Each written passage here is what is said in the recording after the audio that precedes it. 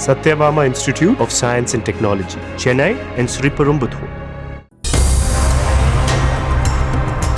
நன்றாக படித்த மாணவிகளை முதுகில் தட்டி கொடுப்பது போல தடவுவது, படிக்காத மாணவிகளை அழைத்து கண்டிப்பதைப் போல அத்துமீறுவது என பள்ளி தலைமை ஆசிரியரின் அநாகரிக செயல் கொந்தளிப்பை ஏற்படுத்தி உள்ளது. விருதுநகர் மாவட்டம் சாத்தூர் அருகே உள்ள ஊராட்சி ஒன்றிய நடுநிலை பள்ளியில் பயின்று வரும் மாணவிகள் சிலர் சைல்டு ஹெல்ப்லைனுக்கு கால் செய்து தெரிவித்த தகவல்கள் திடுக்கிடும் வகையில் இருந்திருக்கிறது. இதனால் அதிர்ந்து போன அதிகாரிகள் தொடர்பு கொண்ட சிறுமிகளிடம் சென்று விசாரணை மேற்கொண்டனர்.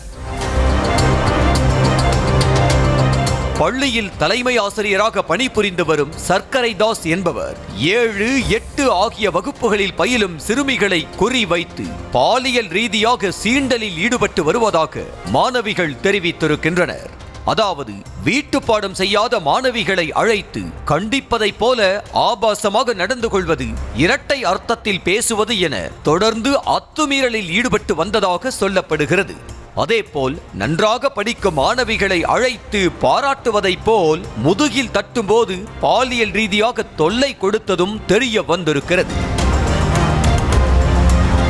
இது தொடர்பாக பாதிக்கப்பட்ட மாணவி ஒருவர் கடந்த சில மாதங்களுக்கு முன்பே காவலராக உள்ள தனது தாயிடம் தெரிவித்துள்ளார்.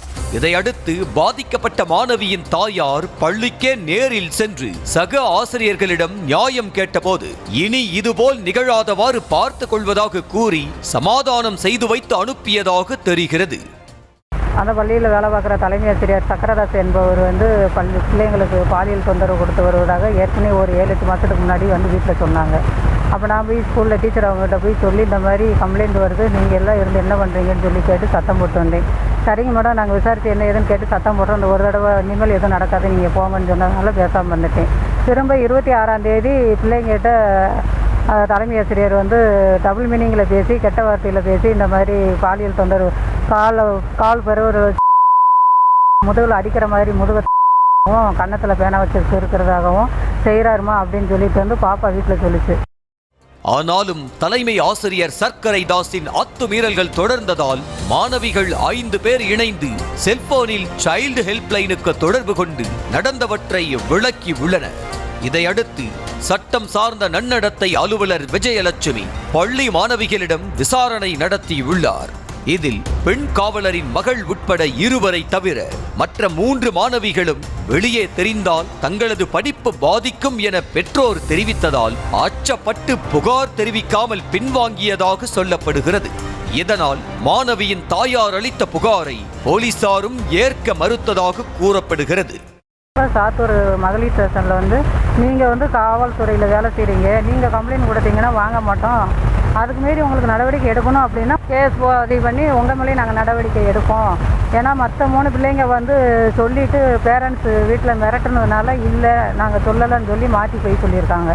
அதனால் அந்த பிள்ளைங்க இப்போ இல்லைன்னு சொல்கிறாங்க. அதனால் உங்கள் மேலே நடவடிக்கை எடுப்போம், இல்லாட்டி நீங்கள் திரும்பி போயிருங்க அப்படின்னு சொன்னதுனால பேசாமல் வந்துட்டோம். இருந்த போதிலும் நன்னடத்தை அலுவலர் விஜயலட்சுமி கொடுத்த புகாரின் அடிப்படையில் தலைமை ஆசிரியர் சர்க்கரை தாஸ் மீது போலீசார் போக்சோ வழக்கு பதிவு செய்தனர். இதனை அறிந்து கொண்ட தலைமை ஆசிரியர் தலைமறைவானதாக தகவல் வெளியாகியுள்ளது. சர்க்கரை தாஸை கைது செய்ய போலீசார் முனைப்பு காட்டவில்லை என குற்றச்சாட்டு எழுந்திருக்கும் நிலையில் உரிய நடவடிக்கை எடுக்க வேண்டும் என பெற்றோர்கள் கோரிக்கை விடுத்துள்ளனர். நியூஸ் தமிழ் செய்திகளுக்காக செய்தியாளர் Bala. Satyabama Institute of Science and Technology, Chennai and Sriperumbudur.